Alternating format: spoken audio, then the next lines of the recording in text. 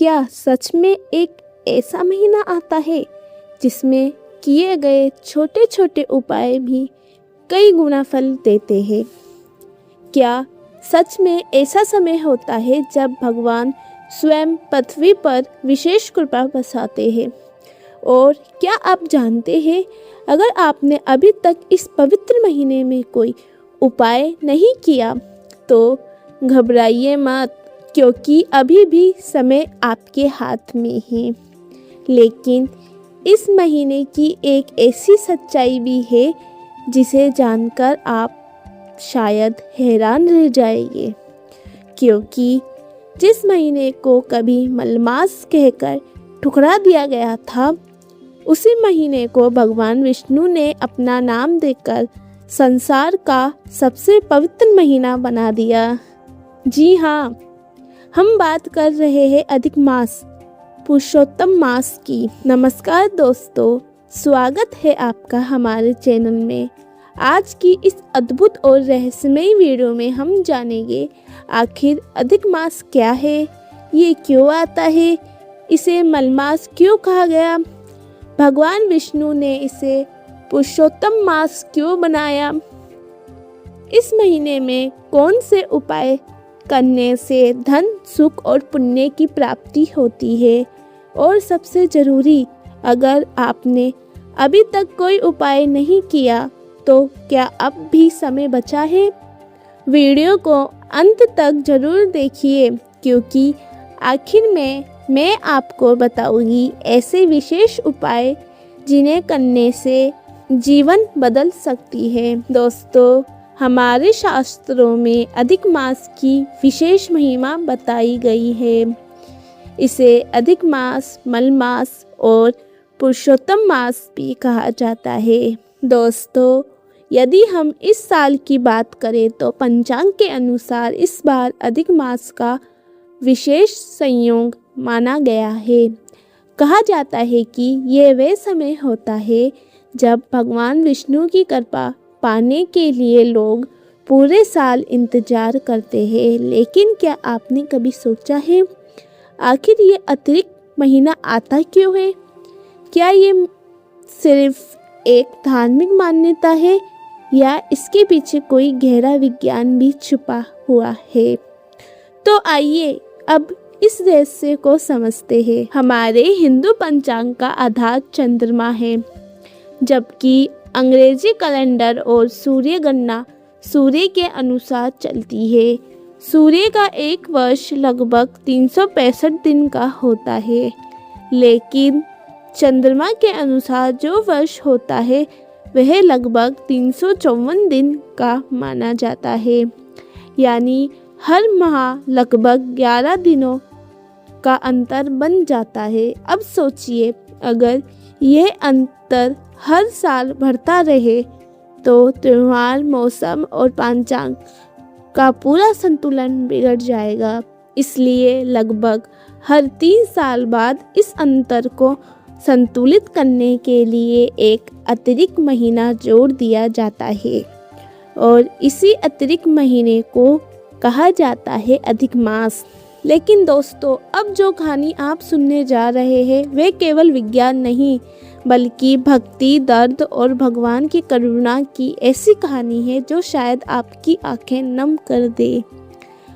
शास्त्रों के अनुसार जब ये अतिरिक्त महीना प्रकट हुआ, तब किसी भी देवता ने उसे स्वीकार नहीं किया। हर महीने का एक स्वामी था, कोई सूर्य का, कोई चंद्र का, कोई किसी देवता से जुड़ा, लेकिन इस महीने का कोई स्वामी नहीं था। उसे लोग तिरस्कार की नज़र से देखने लगे, उसे मलमास कहा जाने लगा। कल्पना कीजिए दोस्तों, एक ऐसा महीना जिसे कोई अपनाना नहीं चाहता था, जो अकेला था, दुखी था, और जिसे संसार में कोई सम्मान नहीं दे रहा था। कहते हैं दुखी होकर यह मलमास देवताओं के पास गया और विनती करने लगा, हे देवताओं, कृपया मुझे अपना लीजिए, मुझे भी सम्मान दीजिए।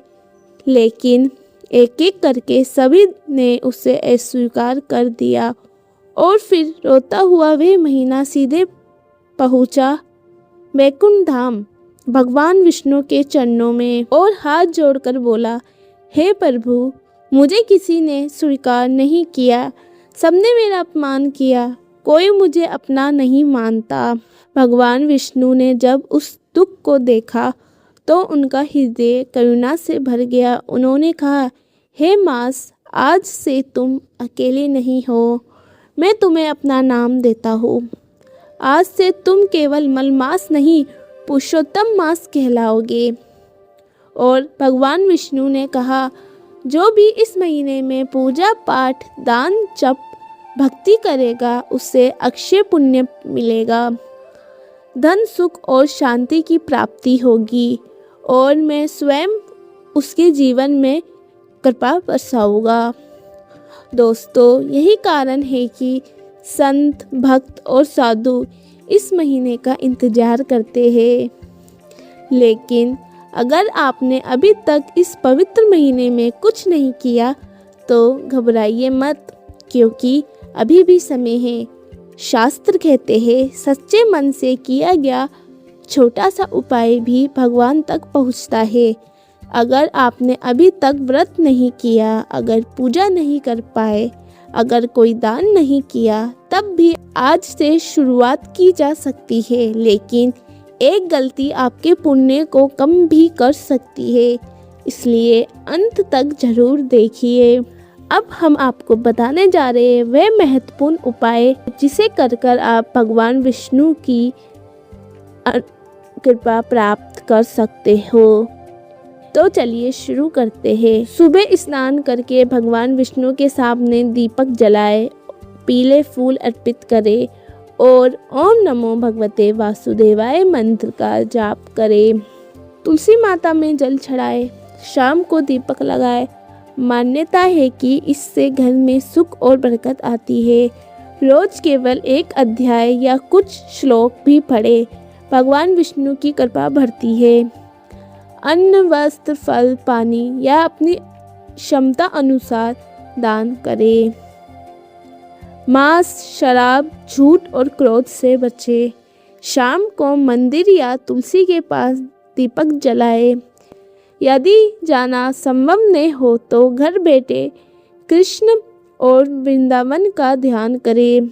लेकिन दोस्तों, क्या आप जानते हैं, अधिक मास में की गई एक सच्ची प्रार्थना कभी व्यर्थ नहीं जाती। कहते हैं इस महीने में मांगी गई मनोकामना भगवान जल्द सुनते हैं।